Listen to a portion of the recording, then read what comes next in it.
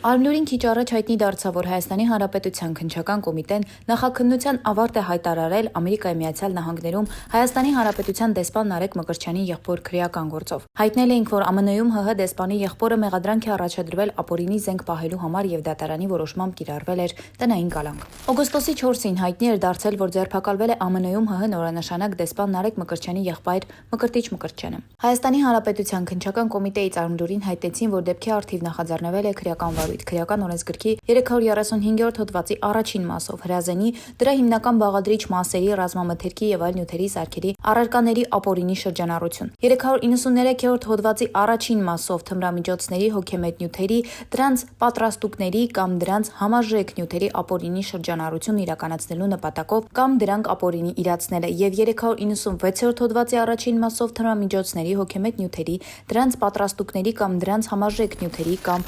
պրեկուրսորների ապօրինի շրջանառությունն առանց իրացնելու նպատակի։ Փաստացի նախաքննական մարմինը բավարարվեց միայն ԱՄՆ-ում ՀՀ դեսպանի եղբորը ապօրինի զենքի գործով մեղադրելի կարգավիճակ տալ, իսկ թմրանյութի թեման ծածկըդմփոց արեցին։